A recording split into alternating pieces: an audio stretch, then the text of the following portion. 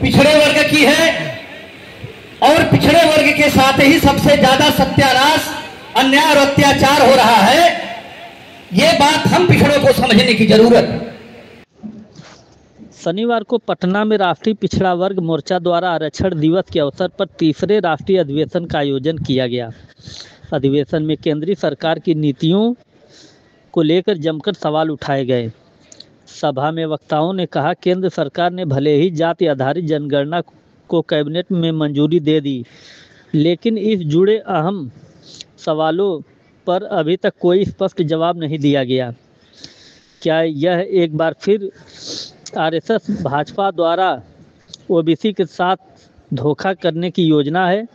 वक्ताओं ने आरोप लगाया कि सरकार ने अब तक आरक्षण इम्प्लीमेंटेशन एक्ट के नहीं बनाया और सरकारी संस्थानों को बड़े पैमाने पर निजीकरण करके एससी, एसटी और ओबीसी आरक्षण को कमज़ोर करने की साजिश रची जा रही है।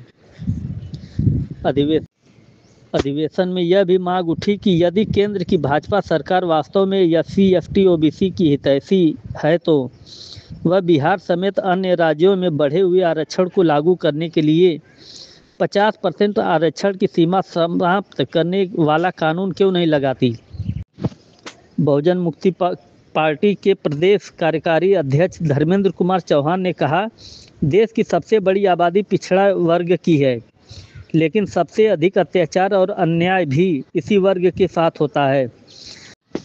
उन्होंने कहा, 1947 में हमें राजनीति आज़ादी मिली, लेकिन बाबा साहब डॉक्टर भीमराव अंबेडकर के अनुसार आज़ादी का अर्थ न भूखमरी हो, न बेरोजगारी हो, न शिक्षा पर पाबंदी हो और धार्मिक स्वतंत्रता हो।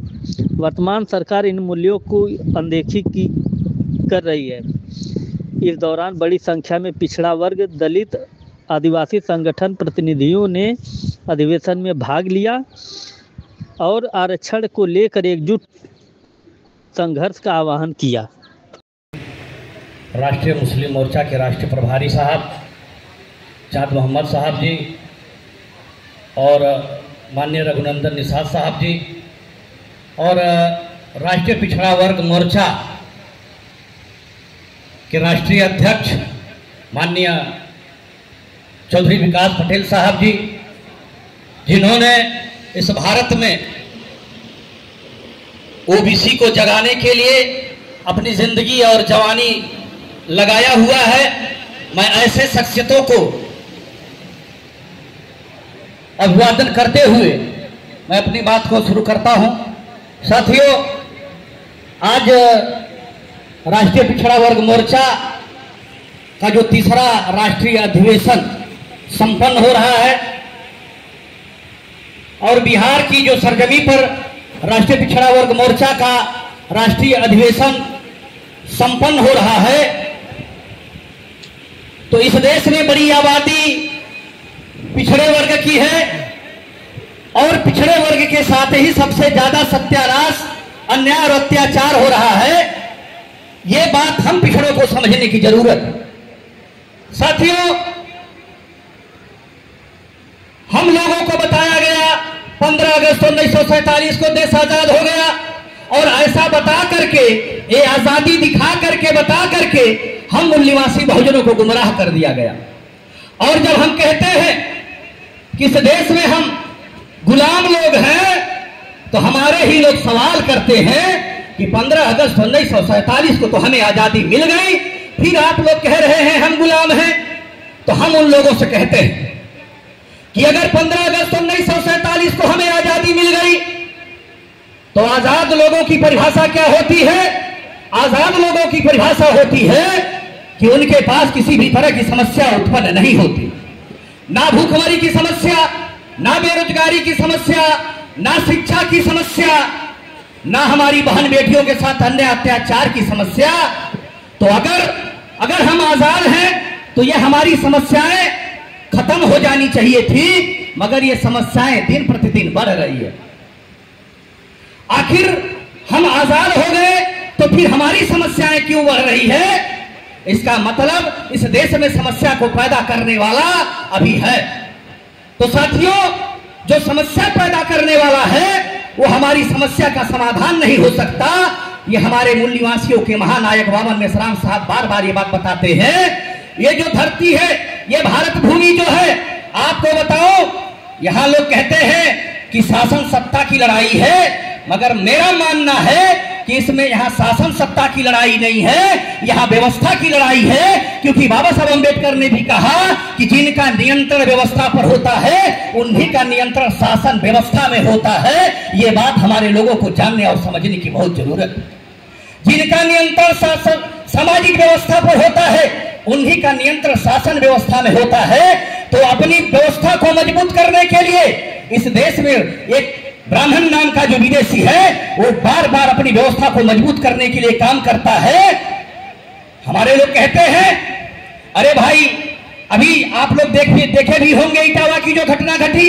इटावा में हमारे यदुवंशी भाई, ओबीसी पिछड़ा वर्ग के भाई कथा कहने लगे, तो उनको बड़ी आपत्ति हो गई। उन्होंने कहा, अरे तो ब्राह्मणों का काम है, तो ब्राह्मणों का काम ये यादव क्यों कर रहा है? तो मैंने उन यादव भाइयों से भी कहा कि आप फिर ये सवाल करो कि पशुपालन का काम अगर यादवों का है, तो ये ब्राह्मण क्षत्रिय अपने घर पशुपालन क्यों करते हैं? तो ये काम उनको भी नहीं करना चाहिए। मगर साथियों, हो क्या रहा है, हमारे लोग सोए हुए हैं और धर्म के धंधे में लगा करके धर्म के यार में हमारे लोगों को सुला दिया गया है। और धर्म का संबंध शासन से कैसे है, ये हमारा मूल निवासी बहुजन खास करके पिछड़ा नहीं समझ पा रहा है। धर्म का संबंध शासन से कैसे है, ये बात जानना समझना आपको जरूरी होगा। अभी आप लोग देख रहे होंगे, श्रावण मास का चल रहा है और उसमें हमारे लोग कांवर लेकर जा रहे हैं। इस पर हमारे लोग बहुत कमेंट करते हैं। तो हमारे लोग कहते हैं कि आप लोग तो, मुझे लगता है कि धर्म का विरोध करते हैं। हमने कहा, हम धर्म का विरोध नहीं करते, हम धर्म का संबंध शासन से कैसे है, ये बात समझाने का प्रयास करते हैं। जिस तरह से आप देखते होंगे, एक कुत्ता है और वर्षों पुरानी हड्डी अपने मुंह में लेकर के चाटता है और उस हड्डी से निकलता कुछ नहीं है। ना उसमें मांस होती है, ना उसमें खून होता है, ना उसमें कुछ भी निकलने लायक चीज होती है। मगर जो कुत्ता होता है वो क्या करता है, उस हड्डी को चूसता है, चाटता है, निकलता कुछ नहीं।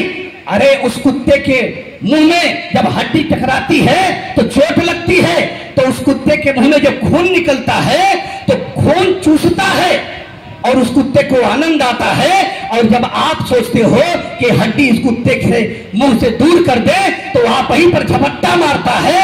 आज ठीक वही मूल निवासी बहुजनों की हमारी स्थिति हुई है।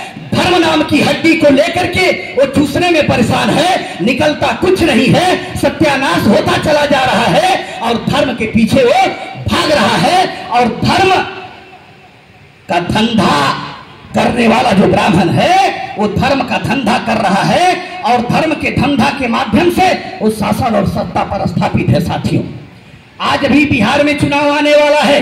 हम लोग आ रहे थे तो जगह जगह पोस्टर और बैनर लगे हुए थे। उस पोस्टर बैनर पर लिखा गया था, स्लोगन लिखा गया था। एक तरफ नीतीश कुमार जी की तस्वीर लगी थी, एक तरफ जुमलेबाज प्रधानमंत्री दाढ़ी वाले की फोटो लगी हुई थी।